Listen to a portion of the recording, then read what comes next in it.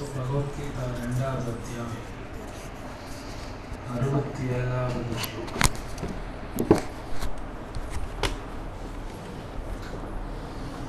ஓம் நமோ பகவதே வாசுதேவாய. ஓம் நமோ பகவதே வாசுதேவாய. ஓம் நமோ பகவதே வாசுதேவாய. ஓம் நமோ பகவதே வாசுதேவாய. ஓம் நமோ பகவதே வாசுதேவாய. ஓம் நமோ பகவதே வாசுதேவாய. நாராயணம் நமஸ்கிருத்ய நாராயணம் நமஸ்கிருத்ய நரம் சைவ நரோத்தமம் தேவீம் சரஸ்வதிம் வியாசம்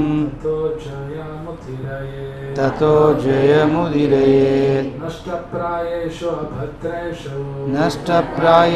பத்ரேஷு நித்யம் பாகவத சேவயா பகவதீருத்தம ஸ்லோகே பக்திர்பவதி நைஷ்டிகி.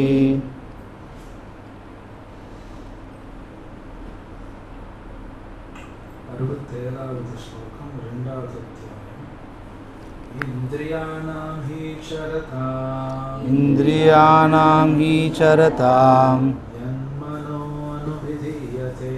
யன்மனோ அனுவிதீயதே ததஸ்ய ஹரதி பிரக்ஞாம் வாயுர்நாவம் இவாம்பசி. மொழிபெயர்ப்பும் பொருளையும் வழங்கிய ஆச்சாரியர் அபயச்சரணானந்த பக்தி வேதாந்த சுவாமி ஸ்ரீல பிரபுபாதுக்கு ஜெய். கூட சொல்லுங்க. இந்திரியானாம் புலன்களின், ஹி நிச்சயமாக, சரதாம் அலைப்பாயும் போது, யத் எதனுடன், மனம் அனுவிதீயத்தே நிலையாக ஈடுபடுகிறது, தத் அது, அஷ்ய அவனது, ஹரத இழுத்துச் செல்கிறது, பிரக்ஞாம் அறிவு, வாயு காற்று, நாவம் படகு, இவ போல, அம்பசி நீரில். மொழிபெயர்ப்பு கூட சொல்லுங்க. நீரின் மீதுள்ள படகை கடுங்காற்று அடித்துச் செல்வதைப் போல அலைபாயும் புலன்களில் ஏதேனும் ஒன்றின் மீது மனம் ஈர்க்கப்பட்டுவிட்டால் அந்த ஒரே ஒரு புலன் கூட மனிதனின் அறிவை இழுத்துச் சென்றுவிடும். பொருளுரை: இறைவனின் தொண்டில் எல்லா புலன்களும் ஈடுபடுத்தப்படாவிடில் புலனின்பத்தில் ஈடுபட்டிருக்கும் ஒரே ஒரு புலன் கூட தெய்வீக முன்னேற்றத்தின் பாதையிலிருந்து பக்தனை விலக்கக்கூடும். மன்னர் அம்பரீஷரின் வாழ்வில் விளக்கப்பட்டுள்ளது போல எல்லா புலன்களும் கிருஷ்ண பக்தியில் ஈடுபடுத்தப்பட வேண்டும். ஏனெனில் மனதை கட்டுப்படுத்த இதுவே சரியான முறையாகும். ஓம் தத் சத்.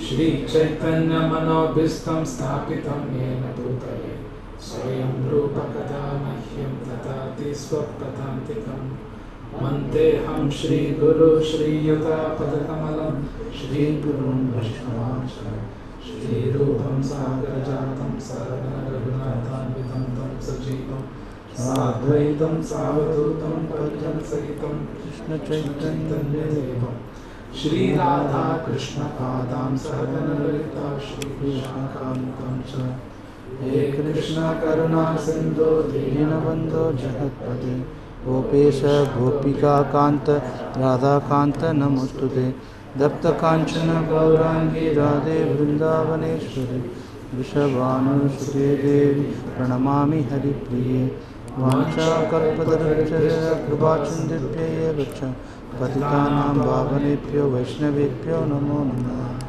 श्री कृष्ण चैतन्य प्रभु नित्यानंद श्री अद्वैत गदाधर श्रीवासादि गौरभक्तवृंद. हरे कृष्णा कृष्ण कृष्ण हरे हरे, हरे राम राम राम हरे.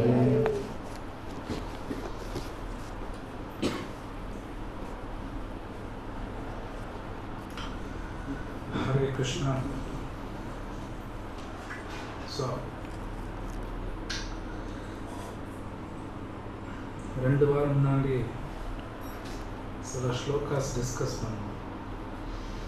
அர்ஜுனர் வந்து கிருஷ்ணர் பார்த்து ஒரு நல்ல கேள்வி, ஒரு பர்ஃபெக்டான பர்சன் எப்படி இருப்பார், பர்ஃபெக்ட்னா எப்படி இருப்பார்? பொதுவாக இந்த உலகத்தில் ஒருத்தர் ஒன்று சொல்லுவாங்க. ஸோ கிருஷ்ணா அவர் வந்து ஸ்தித பிரஜ்னா, ஆனால் பர்ஃபெக்டாக இருக்கார். ஸோ கிருஷ்ணா வந்து அர்ஜுனர் கேட்ட கேள்விக்கு பதில் கொடுக்குறார். 18 ஸ்லோகம் பதில். பர்ஃபெக்ட் பர்சன் எப்படி இருப்பான்? ஸோ ஏற்கனவே சிலது பார்த்துருக்கோம். இன்னைக்கு பார்க்குற ஸ்லோகம் இது ஒரு வார்னிங் ஸ்லோகம். ஸோ கிருஷ்ணரே இங்கே சொல்கிறார், எப்படி ஒரு படகு இருக்கு, காத்தடிச்சுன்னா நெருந்துடும். ஆக்சுவலி பிளேனே நவந்துடும், படகோட இங்கே சின்னதுன்னு சொல்கிறோம். ரீசெண்டாக ஃப்ரான்ஸில் நடந்தது. நின்றுட்டு இருக்கிற பிளேன் அப்படியே ஃபுல்லாக நவந்துருச்சு, காற்றடிச்சா நவந்துருச்சு. இப்போ காற்றுக்கு அவ்வளோ சக்தி இருக்கு.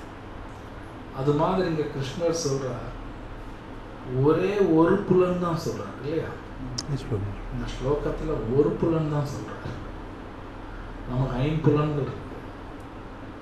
ஒரு புலன் டிஸ்டர்ப் பண்ணால லைஃப் முடிஞ்சு. It's very important. நம்ம தெரிஞ்சு இதெல்லாம் வெளியில் யாரும் பேசுறது இல்லை, எந்த கோவிலும் இதெல்லாம் சொல்கிறது இல்லை. கிருஷ்ணரே சொல்கிறார்.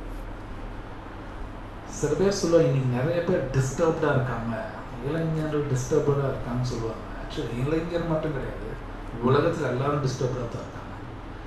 வயசானவங்கலேருந்து இளைஞர் வரைக்கும் எல்லாரும் டிஸ்டர்ப்டாக தான் இருக்காங்க. இதுதான் உண்மை. ஸோ கிருஷ்ணர் சொல்கிறார், இங்கே ஒரு புலன், கண்ணோ காதோ மூக்கோ ஏதோ ஒன்று டிஸ்டர்ப் பண்ணாலும் முடிஞ்சுங்கிற. இது உண்மை, போய் கிடையாது. ஜஸ்ட் லைக் விஸ்வாமித்ரா காதுனால டிஸ்டர்ப் பண்ணார், ஜஸ்ட் காதுனால. உண்மையில் நடந்தது.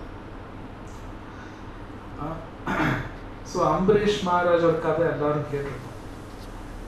அவர் என்ன பண்ணாரோ அதுதான் நாமளும் பண்ணியாகணும், வேற வழி கிடையாது, வேற வழி கிடையாது. அது பண்ணலின்னா நம்ம கண்டிப்பாக டிஸ்டர்ப் ஆகும். ஆனால் இது என்ன ஒரு விஷயம்னா, ஹரே கிருஷ்ணா மகாமந்திர சொல்லலைன்னா நான் டிஸ்டர்ப்டாக இருக்குன்னு கூட எனக்கு தெரியாது. அதுதான் பெரிய விஷயம். ஜென்ரல் எல்லாம் நினைப்பாங்க, நான் டிஸ்டர்ப்டாக நல்லா தான் இருக்க முடியுமாங்க. அவன் டிஸ்டர்ப்டாக இருக்கும் கூட அவனுக்கு தெரியாது. பகவத்கீதை படித்தாதான் தெரியும்.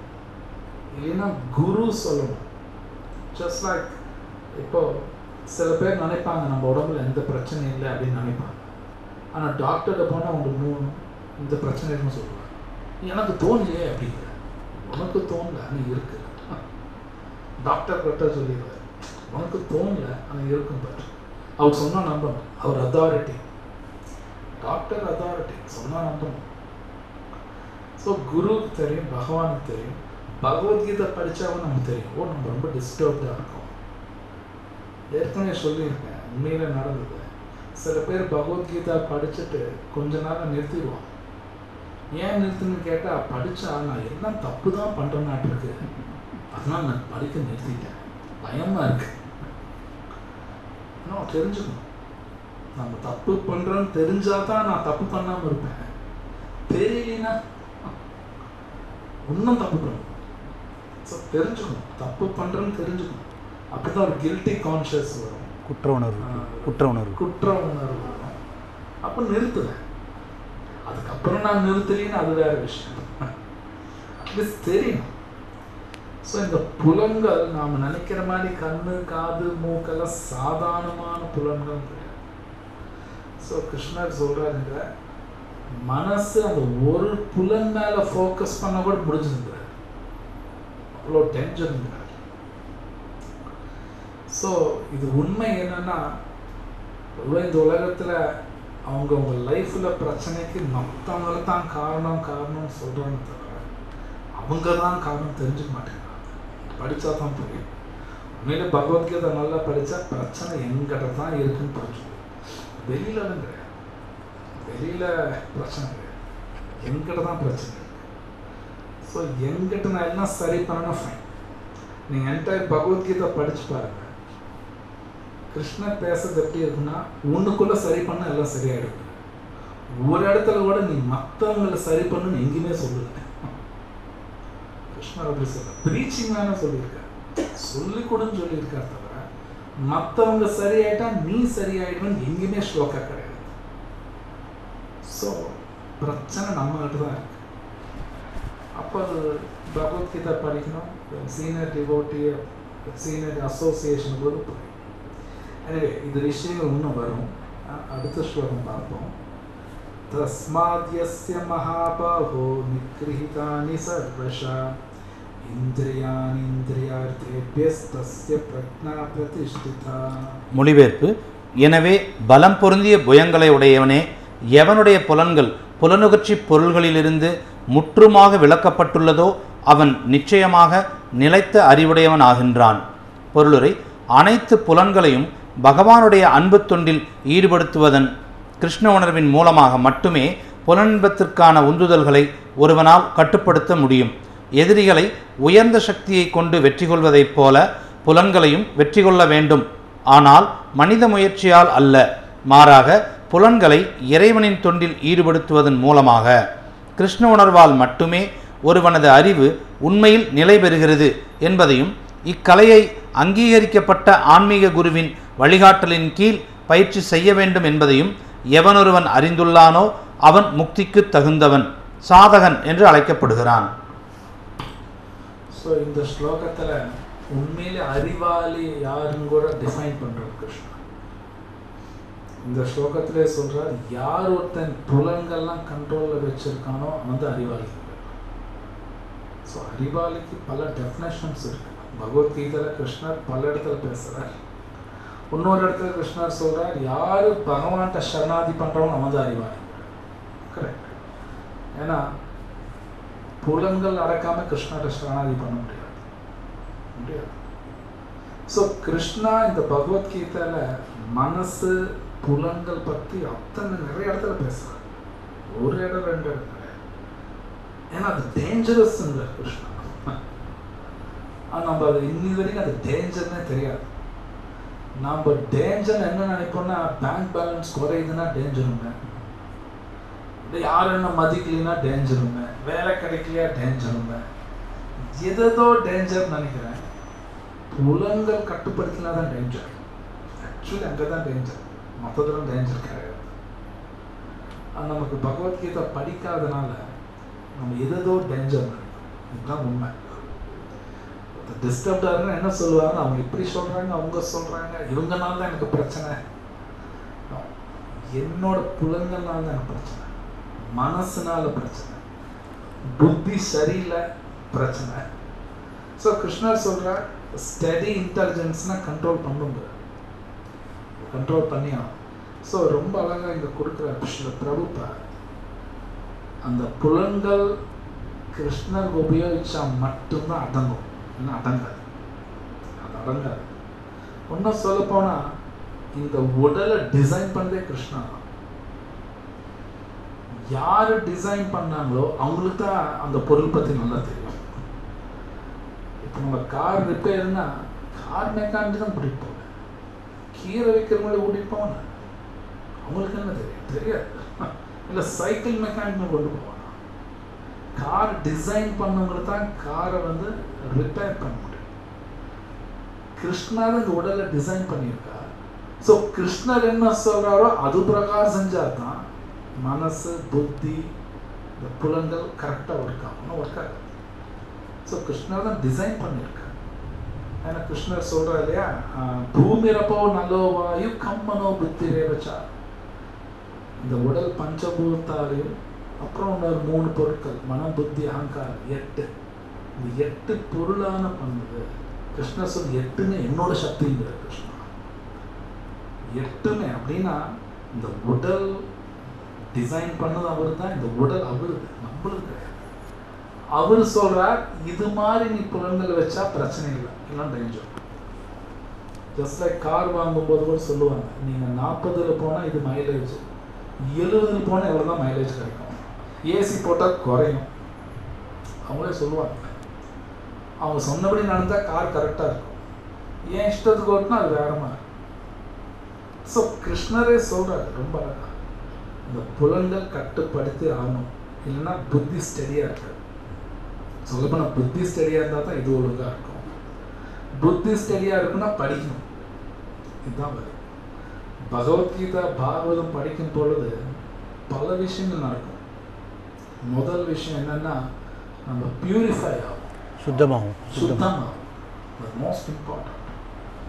முதல்ல நம்ம சுத்தமாகும்.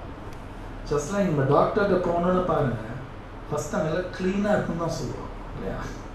அதான் போனால் ஃபஸ்ட் எல்லாம் ஹாஸ்பிட்டல் க்ளீனாக இருக்கும், பெட்டு க்ளீனாக இருக்கணும்.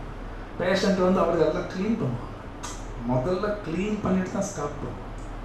ஸோ ஒருத்தர் பகவத்கீதா பாகவதம் படிக்கும் பொழுதே பியூரிஃபை ஆகும். அதுக்கப்புறம் அதில் இருக்கிறது நான் கடைபிடிக்கும் போது இன்னும் பியூரிஃபை ஆகும், எல்லாமே நல்லா ஒர்க் ஆகும். அப்போ எல்லாமே புரியும், நல்ல ஸ்பஷ்டமாக புரியும், சொல்லப்போனால் சந்தோஷமாக இருப்பாங்க. ஸோ இது வந்து பாகவதர் சொல்கிறாங்க, உண்மையிலே ஒருத்தர் பகவத்கீதா படிக்கிறாங்க, பகவான்கிட்ட பக்தி பண்ணும் பொழுது என்ன நடக்கும் அப்படின்னு பாகவத்தில் சூத்த கோஸ்வாமி சொல்கிறார். ரெண்டு விஷயங்கள் நடக்கும்.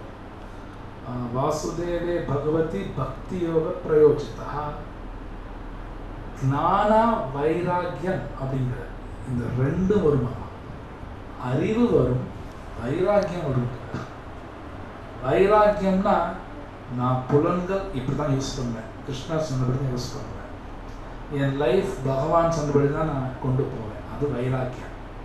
இந்த ரெண்டும் வரலைன்னா அவங்க பக்தி பண்ணல, ஸ்ட்ராங்காக இல்லைன்னா பக்தி பண்ணலைன்னு அர்த்தம்.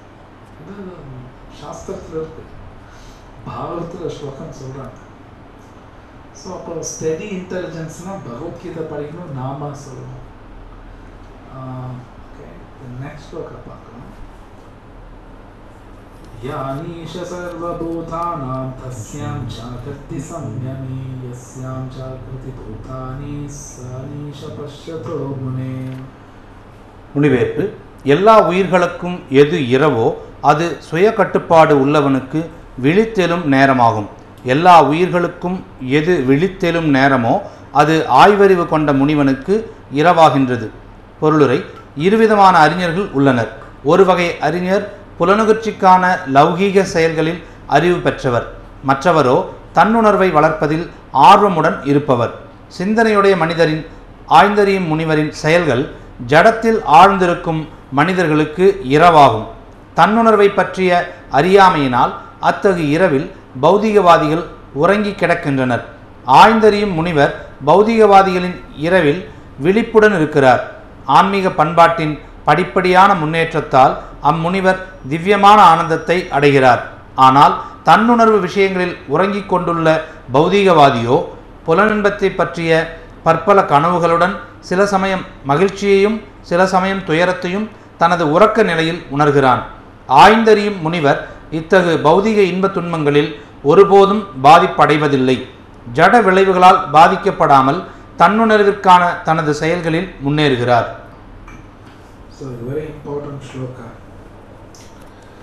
இந்த ஸ்லோகாலாம் வந்து செல்ஃப் டெஸ்டிங் ஸ்லோகா மாதிரி ரொம்ப அழகா சொல்றாரு. எல்லா உயிர்களுக்கும் எது இரவோ அது சுய கட்டுப்பாடு உள்ளவனுக்கு விழித்தெழும் நேரமாகும். ஸோ இதை எப்படி புரிஞ்சுக்கணும்னா, ஒருத்தர் பகவான் சொன்னபடி கேட்கும் பொழுது ஓகே அவங்களுக்கு முன்னாடி என்னென்னலாம் பிடிச்சதோ, ஒரு காலத்தில் பகவான் சொன்னபடி கேட்டிருக்க மாட்டாங்க, அப்போ என்னென்னலாம் பிடிச்சதோ அதுக்கப்புறம் அது பிடிக்காம போயிடும். சொல்லப்போனால் ஒரு பக்தனுக்கு என்ன பிடிக்குமோ அபக்தனுக்கு அது பிடிக்காது. இவங்களுக்கு என்ன பிடிக்குமோ இவங்களுக்கு அது பிடிக்காது. அப்படி ஆப்போசிட்டாக இருக்கும். மேபி பல பக்தர்கள் பார்த்தீங்கன்னா காலையில் 4 மணிக்கு எழுந்திரிச்சிருவாங்க, 3:30 மணி 4 மணிக்கு எழுந்திரிச்சு சாண்ட் பண்ணுவாங்க. சில பேர் வீட்டுக்கே அப்போ தான் வருவாங்க. சில பேர் மேபி இவங்க அந்த டைம் சாண்ட் பண்ணுவாங்க, இவங்க அப்படி தான் வீட்டுக்கே வருவாங்க. அப்புறம் 11 மணி வரைக்கும் தூங்குவாங்க. ஸோ எல்லாமே பார்த்தீங்கன்னா ஆப்போசிட்டாக இருக்கும், எல்லாம் ஆப்போசிட்டாக இருக்கும். இவங்களுக்கு பிடிச்சது அவங்களுக்கு பிடிக்காது. சொல்லப்போனால் 2 பேருக்கும் ஒத்து வராது. நான் நிறைய பேர் பார்த்துருக்கேன். சம்டைம்ஸ் சொல்லுவாங்க, இந்த பகவத்கீதா படிச்சுட்டு இதை ஃபாலோ பண்ண என்ன ஆகும்னா அவங்களால மற்றவங்களோட மிக்ஸ் ஆக முடியாது, ரொம்ப கஷ்டமாக இருக்கும். ஒரு கல்யாணத்துக்கு போனால் தனியாக இருக்கிற மாதிரி இருக்கும். அவங்க பேசுறதுக்கு எனக்கு ஒத்து வராது. அவங்க என்னென்னமோ பேசுகிறாங்க, இது ஜெல் ஆக முடியாது, ஒட்ட முடியாது அவங்களால. இது நடக்கும், நோ டவுட். ஜஸ்ட் லைக் பிரகலாதனுக்கும் அவங்க அப்பாவுக்கும் நடந்தது. ஹிரண்யகசிபு அவர் பேசுறது இவரால் கேட்க முடியல, இவர் பேசுறது அவரால் கேட்க முடியல. ஸோ அதான் இங்கே கிருஷ்ணரே சொல்றார், இவங்களுக்கு ராத்திரின்னு அவங்களுக்கு பகல், இவங்க ராத்திரி அவங்க பகல். ஸோ இது கண்டிப்பாக நடக்கும், இது நடக்காமல் இருக்காது, இது எல்லாருக்கும் வரும். ஸோ இதெல்லாம் செல்ஃப் டெஸ்ட், நம்மளும் டெஸ்ட் பண்ணிக்கலாம், இதெல்லாம் முடியாதுன்னு கிடையாது. ஸோ இந்த முன்னாடி சொன்னேன் ஞான வைராக்கியா, ஒருத்தர் ஹரிநாம சொல்ல அறிவும் வரணும், வைராக்கியம் வந்தே ஆகணும். தேவையில்லாத விஷயங்கள் அவங்க விட்டு வெளியே வருவாங்க, அவங்களே வெளியே வந்துடுவாங்க. ஒரு வைராக்கியம் வரும் அவங்களுக்கு, இது வேண்டாம், கட் பண்ணி எரிஞ்சிடும். ஏன்னா இது பக்திக்கு நல்லது இல்லை. ஸோ ரூப கோஸ்வாமி ரொம்ப அழகா சொல்றார், நிர்பந்த கிருஷ்ண சம்பந்தே அப்படிங்கிறார். கிருஷ்ணருக்கு சம்பந்தம்னா அது எடுத்துக்கலாம், சம்பந்தம் இல்லைன்னா கட் பண்ணிடணும். அது எதுவாக இருந்தாலும் சரி கட் பண்ணி எரிஞ்சிடணுமா. இல்லைன்னா வைராக்கியம் வந்து ஃபல்கு வைராக்கியா, ஃபல்குனா ஃபால்ஸ், பொய்யான வைராக்கியம். பல தடவை கிளாஸ்ல சொல்லியிருப்பேன், சில பேர் காசிக்கு போனா மாம்பழம் விட்டுட்டேன், புடலங்காய் விட்டுட்டேன், இதெல்லாம் வைராக்கியம் கிடையாது. காய்கறிகள் வைராக்கியம் கிடையாது, அது ஈஸி. பாவக்காய் விட்டுட்டேன், காம குரோத லோப மோக மத மாத்சரியா அது விடணும், அது ரொம்ப கஷ்டம். அது விடும்போது வலிக்கும், இதெல்லாம் உண்மை, வலிக்கும். ஆக்சுவலாக மனசே வலிக்கும். அது விடுறது தான் வைராக்கியம். காய்கறி விடுறது அதோட பெரிய விஷயம். சில பேர் நான் ஒருத்தர் பார்த்தேன், அவர் வந்து செருப்பே போடாமல் நடக்க மாட்டார், செருப்பு இல்லாமல் தான் நடப்பார். அதெல்லாம் பெரிய வைராக்கியம் கிடையாது, அது கிடையாது, அது ஈஸி. இதுதான் டஃப். இந்த புலன்கள் பூரா அட்டக்கிட்டு சம்டைம்ஸ் சில பேர் வேர்ந்து தூண்டுடுவாங்க, இதெல்லாம் நடக்கும். உங்க புலன்கள் அடக்கிட்டு இருப்பா ஒருத்தன் தூண்டுடுவாங்க, இதெல்லாமே நடக்கும். அப்போ அமைதியா இருக்கும், அது வைராக்கியம், அந்த வைராக்கியம். ஸோ இதுக்கு அடுத்த shloka very important, 70. ஆபுரியமானம் Achala பிரதிஷ்டம் சமுத்திரமாபஹ பிரவிஷந்தி யத்வத் தத்காமாயம் பிரவிஷந்தி survey சசாந்தி நம்னோதி நகாமகாமி. மொழிபெயர்ப்பு: நதிகள் கடலில் வந்து கலந்தாலும் கடல் மாறுவதில்லை. அதுபோல தடையின்றி வரும் ஆசைகளால் பாதிக்கப்படாதவன் மட்டுமே அமைதியை அடைய முடியும். அத்தகு ஆசைகளை நிறைவேற்றிக் கொள்ள விரும்புபவன் அல்ல. பொருளுரை: பெருங்கடலில் எப்போதும் நீர் நிரம்பியிருந்தாலும் மழைக்காலத்தில் குறிப்பாக மேன்மேலும் நீரால் நிரம்புகின்றது.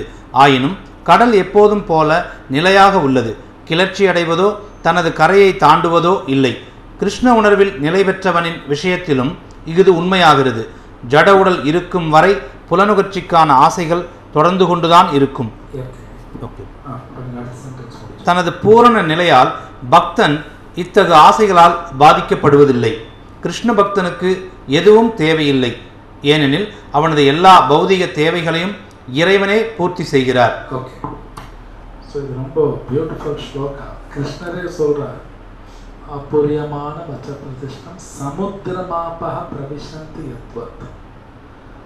கிருஷ்ணரே சொல்றார், எப்படி சமுத்திரத்துல பல நதிகள் தண்ணி போய் கலந்துக்கிட்டே தான் இருக்கும். 24 hours 365 நாள் நடந்துட்டு தான் இருக்கும். அது மாதிரி இந்த உடல் இருக்கிற வரைக்கும் இந்த உடல் பல விஷயங்கள் டிமாண்ட் பண்ணிட்டு தான் இருக்கும். அதுல எந்த விதமான சந்தேகம் கிடையாது. இந்த உடல் டிமாண்ட் பண்ணும். அதுல நல்ல டிமாண்டும் இருக்கலாம், மோசமான டிமாண்டும் இருக்கலாம், ரெண்டுமே கலந்து வந்துக்கிட்டு இருக்கும். வந்தே தீருங்கிறார். கிருஷ்ணரே சொல்றாரு. So but third and fourth light ரொம்ப அழகா சொல்றார். தத்வத் காமாயம் பிரவிசந்தி சர்வே சசாந்தி நாப்னோதி. ஸோ இந்த உலகத்தை நான் பார்த்துருக்கேன், பர்சனலாக பார்த்துருக்கேன். ரீசெண்டாக அங்கே நிறைய பேசுகிறாங்க. என்ன சொல்கிறாங்கன்னா, உனக்கு ஒரு காரியம் பிடிக்குது, செய்யணும்னு ஆசைப்படுறிய செய், உனக்கு என்ன பிடிக்குதோ செய். இது டேஞ்சரஸ். எனக்கு ஒன்று பிடிச்சிருக்கு, அதனால நான் செய்யணும்னு அவசியம் இல்லை. ஏன் எனக்கு பிடிச்ச நான் செய்யக்கூடாதுன்னு சில பேர் கேள்வி கேட்குறாங்க. கிருஷ்ணர் ரொம்ப அழகாக பகவத்கீதையில் இன்னொரு இடத்துல சொல்கிறார், எனக்கு ஒரு விஷயம் பிடிக்குது, ஆனால் அது சரியா இல்லையா நான் சாஸ்திரம் பார்க்கணும். எனக்கு ஒன்று பிடிக்குதுனால அது சரியா இருக்குன்னு அவசியம் கிடையாது. மேபி சரியாகவும் இருக்கலாம், இல்லாமல் இருக்கலாம். அதை நான் செக் பண்ணி ஆகணுங்கிற கிருஷ்ணா 16th சாப்டரில் பேசுகிறேன். தஸ்மாத் சாஸ்திர பிரமாணம் தே காரியா அகாரியா வியவஸ்திதம். அது சரியா இல்லையா முதல்ல பாருங்க கிருஷ்ணா. எனக்கு பிடிச்சிருக்குனால அது சரியா இருக்குன்னு அவசியம் இல்லை. ஸோ மேபி எனக்கு தேவையில்லாதது எனக்கு பிடிச்சிருக்கலாம், மனசு டிமாண்டும் பண்ணலாம், வாய்ப்பெல்லாம் இருக்கு. இது எல்லாருக்கும் வரும், வராமல் இருக்காது. ஸோ கிருஷ்ணா சொல்றார், அது டிமாண்ட் பண்ணாலும் அமைதியா இருக்கிறார். ஸோ இந்த ஸ்லோகத்தில் பெரிய வார்னிங், ஆசை பூர்த்தி பண்ணிக்கணும்னு நினைச்சானா அவங்க அமைதியே கிடைக்காதுன்றார் கிருஷ்ணா. இந்த மாதிரி யாரும் சொன்னதே இல்லை, பகவான் தான் சொல்றாரு. ஆசையெல்லாம் நிறைவேற்றுன்னு நினைச்சின்னா அவங்க அமைதி கிடைக்காது. வேண்டாம் இதெல்லாம் கட் பண்ணுவோன்னா அமைதி கிடைச்சிருந்தார். அப்படிதான் இருக்க. சசாந்தி நாப்னோதி நகாம காமி, நகாம காமிங்கிறார். பியூட்டிஃபுல். தமிழ்ல அத்தகு ஆசைகளை நிறைவேற்றி கொள்ள விரும்புபவன் அல்ல. அவங்களுக்கு கிடைக்காதுன்றார். கிருஷ்ணரே சொல்லிட்டார், கிடைக்காது, அவங்களுக்கு சாந்தி கிடைக்காதுன்றார். ஆனா பொதுவா உலகத்துல வந்து பேசுறது அப்படின்னா, உனக்கு பிடிக்குதா பண்ணு, உன் மனசுக்கு பிடிச்சிருக்குல்ல, ஏன் அவங்கள கேட்குற இவங்களை கேட்குற, நீ பண்ணு. டேஞ்சரஸ். ரீசெண்டாக ஒரு பையனை பார்த்தேன், உண்மையில நான் பேரெல்லாம் சொல்லலை. அந்த பையனுக்கு ஒரு பொண்ணை பிடிச்சிருந்தது, கல்யாணம் பண்ணிட்டான். இப்போ உட்காந்து என்னடா பண்ணோம், தப்பு பண்ணிட்டோமே உட்காந்துருக்கான். கேட்டால் கூட ஃப்ரெண்ட்ஸ் எல்லாம் சொன்னாங்க, இப்போ ஒருத்தனையும் காணும், ஒரு ஃப்ரெண்டும் காணும். பட் எனவே it's a big trap. Finished. தப்பு பண்ணால் பண்ணதான், வெளியே வர முடியாது. வந்து புலம்புனா என்னன்னா, மேட மிஸ்டேக், பெரிய மிஸ்டேக் தான். பகவத்கீதை படிச்சதோ பகவான் நாமா சொல்லிதோ அவராக பார்த்து எல்லாம் பண்ணுவேன். ஸோ இங்கே கிருஷ்ணரே சொல்கிறார், ஆசைகள் வரும், வராமல் இருக்காது. இந்த உடல் இருக்கிற வரைக்கும் வரும், 100 வயசானாலும் வருங்கிறார். பாகவத்தில் இருக்கு, 100 வயசானாலும் சரி அத்தனை ஆசை வரும். அப்போ ஒருத்தர் ஹரிநாமா சொல்லிட்டு இந்த உடல் பகவான் யூஸ் பண்ணா மட்டும்தான் அவங்க டிஸ்டர்பன்ஸ் இல்லாமல் இருப்பாங்க. ஏன்னா கிருஷ்ணா சொல்றாரு, அப்போ டிஸ்டர்பன்ஸ் இல்லை. இது உண்மை. வயசாக டிஸ்டர்பன்ஸ் ஜாஸ்தி இருக்கும், இதெல்லாம் பொய் கிடையாது. அதனால தான் வர்ணாசிரம தர்மம் வெரி இம்பார்ட்டன்ட். ஏன் கொடுக்குறாங்கன்னா ரொம்ப சயின்டிஃபிக், வெளியில் நிறைய பேர் தெரியாது. அந்த 4 ஆசிரமங்கள், பிரம்மச்சரியம், கிரகஸ்தா, வானப்பிரஸ்தா, சந்நியாசம். பிரம்மச்சாரி ஆசிரமம், அதாவது கல்யாணத்துக்கு முன்னாடி யார் கரெக்டாக வாழ்கிறாங்களோ அவங்க தான் அடுத்து இந்த மேரேஜ், கிரகஸ்தா ஆசிரமம், திருமண வாழ்க்கை, அவங்களுக்கு தான் மேரேஜ் லைஃப் எப்படி கொண்டு போகணும்னு தெரியும். அவங்களுக்கு தான் வானப்பிரஸ்தம், அதாவது வயசாக அவங்க எப்படி நடந்துன்னு அவங்களுக்கு தெரியும். கரெக்டாக அந்தந்த டைமில் டிட்டாச் ஆவாங்க, பற்று இல்லாமல் விலகுவாங்க. சில பேர் என்ன வயசானாலும் சரி எல்லாம் என் கண்ட்ரோல் தான் இருக்கும். பையன், மருமகள் எல்லாம் என்ன கேட்டு தான் செய்யணும், எல்லாம் கண்ட்ரோல் பண்ணி பார்ப்பாங்க. அது பைத்தியக்காரத்தான். சாஸ்திரம் அது ஒத்துக்கல. சாஸ்திரத்தில் என்ன சொல்லுவாங்கன்னா, மூத்த பையன் கல்யாணம் ஆயிடுச்சுன்னா அவர் தான் 2 பேரும் சலோ, நீ கிளம்பு, முதல்ல விட்டுட்டு கிளம்பு. அப்படிதான் இருக்கு ஆக்சுவலி ஸ்பீக்கிங். எல்லாம் டேக் ஓவர் பண்ணு சொல்ல, ஜஸ்ட் நிறுந்துருங்க. ஸோ இது உண்மை. ஏஜ் ஆக டிஸ்டர்பன்ஸ் ஜாஸ்தி வரும். அதனால இந்த சாஸ்திரம் ரொம்ப முக்கியம். இது இருந்ததுன்னா டிஸ்டர்பன்ஸ் வராது.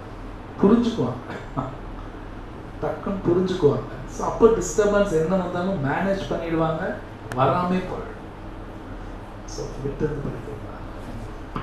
எனவே பக்தன் தன்னில் முழுமையுடைய கடலை போன்றவன்.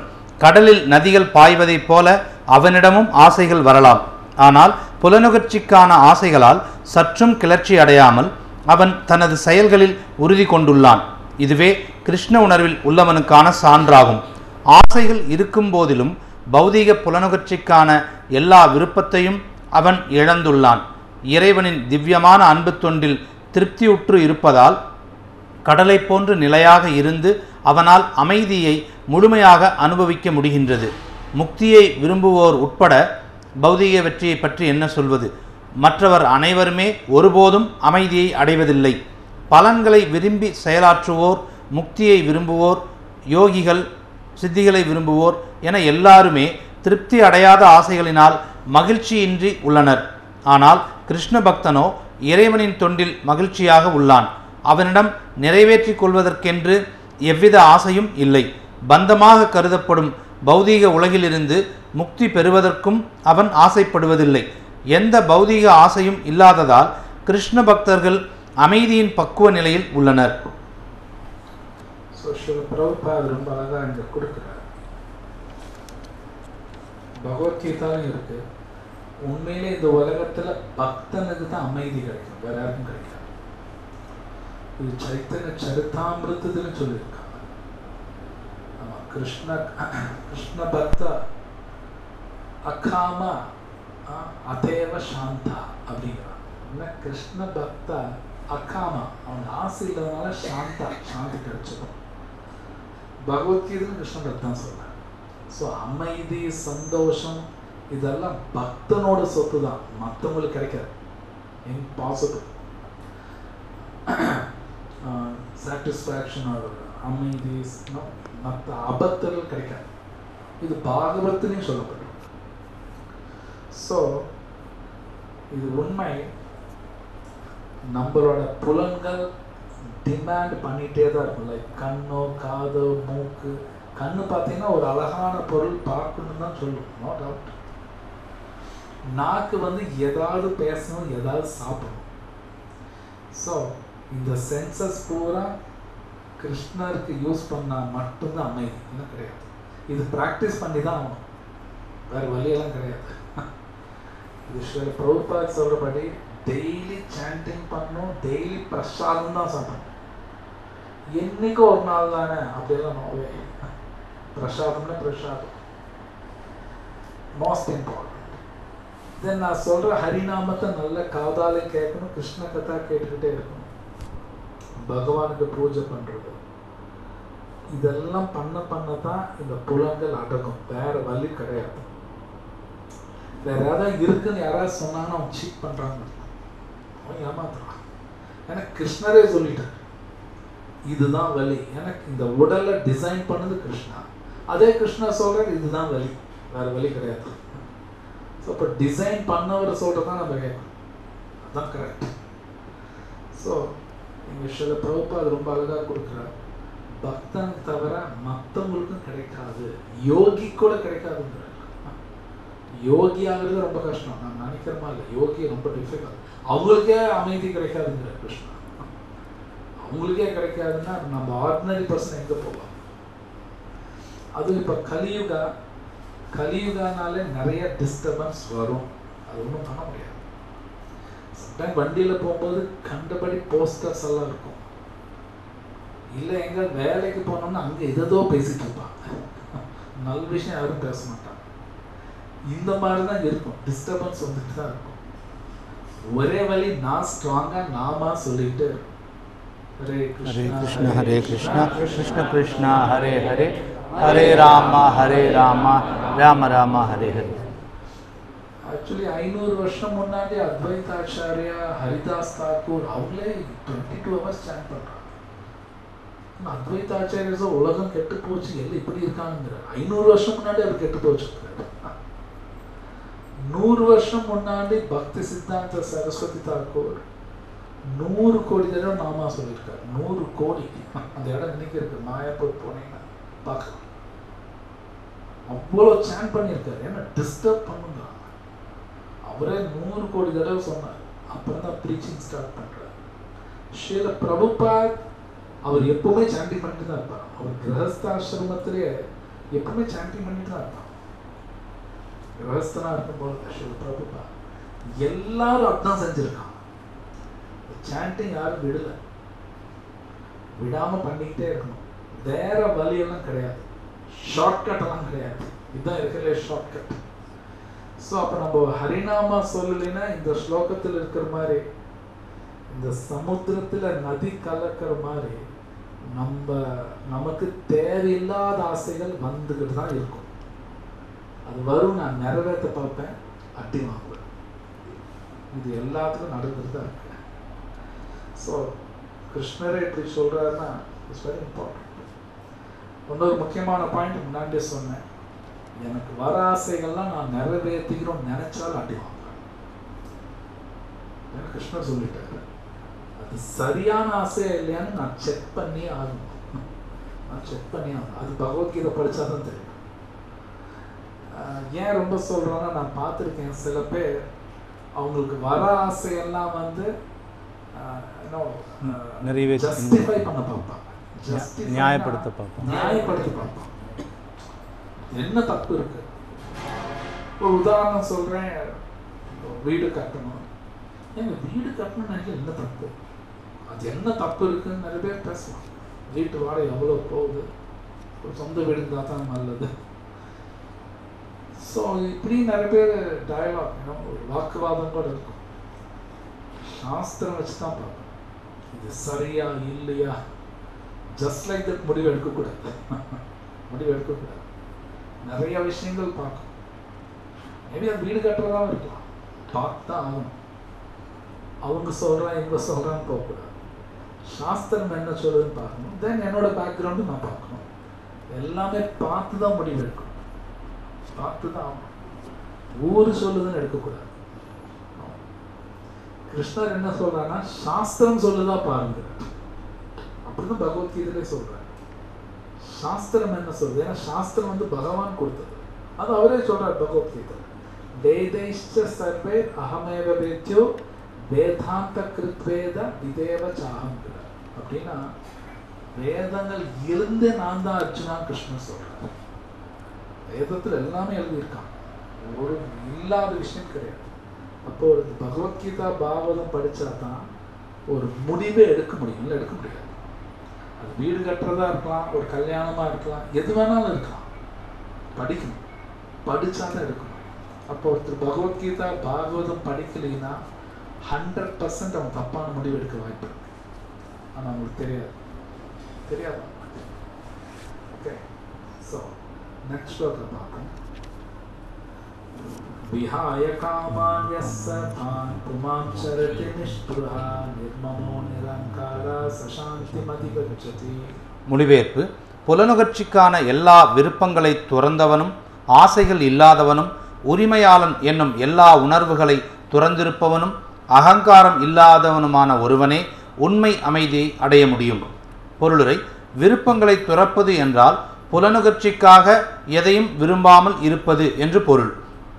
வேறு விதமாக கூறினால், கிருஷ்ண உணர்வை அடைவதற்கான விருப்பமே விருப்பமற்ற நிலையாகும். இந்த ஜட உடலே தான் என்று தவறாக கருதாமல், இவ்வுலகின் எந்த பொருளுக்கும் தவறான உரிமை கொண்டாடாமல், தன்னை கிருஷ்ணரின் நித்திய தொண்டனாக உணர்ந்து கொள்வதே கிருஷ்ண உணர்வின் பக்குவமான நிலையாகும். இவ்வாறு பக்குவமாக நிலை பெற்றவன் கிருஷ்ணரே அனைத்திற்கும் உரிமையாளர் என்றும் அனைத்தையும் அவரது திருப்திக்காக உபயோகப்படுத்த வேண்டும் என்றும் அறிவான்.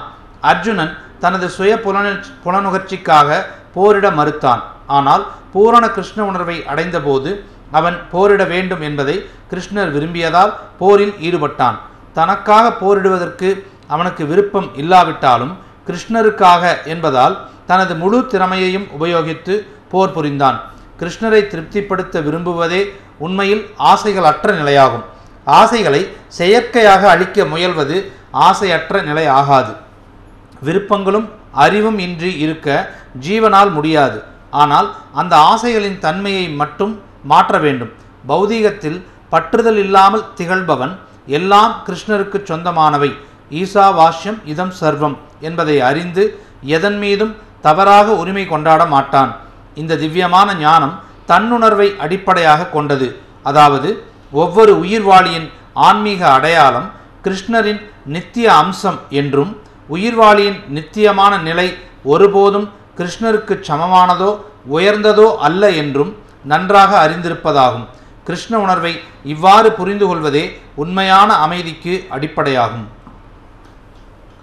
ஸோ இந்த 2 ஸ்லோகா 70, 71 பார்த்தோம்னா யாருக்கு அமைதி கிடைக்கும் கிருஷ்ணர் இங்கே டிக்ளேர் பண்ணுறாரு. இந்த 2 ஸ்லோகத்தில் பொதுவாக நிறைய பேர் கோவிலுக்கு போனால் கூட சில பேர் அமைதி வேணும் தான் கேட்பான். சில பேர் மட்டும் அப்படி கேட்பான், பணம்லாம் வேணும், அமைதியான வாழ்க்கை போதும். ஸோ அந்த அமைதி யாருக்கு கிடைக்கும்னு கிருஷ்ணா இந்த 2 ஸ்லோகத்தை டிக்ளேர் பண்ணுறார். அவங்களுக்கு எந்த மாதிரி குணங்கள் இருக்குன்னு கூட சொல்கிறார். இப்போ அவர் படித்த ஸ்லோகத்தில் 3 முக்கியமான வார்த்தை இருக்கு. நிஷ்பிருஹா, நிர்மமோ, நிரங்காரா, 3 வார்த்தைகள். ஸோ நிஷ்பிருஹானா பௌதீக ஆசையே இல்லாதவங்கன்னு அர்த்தம்.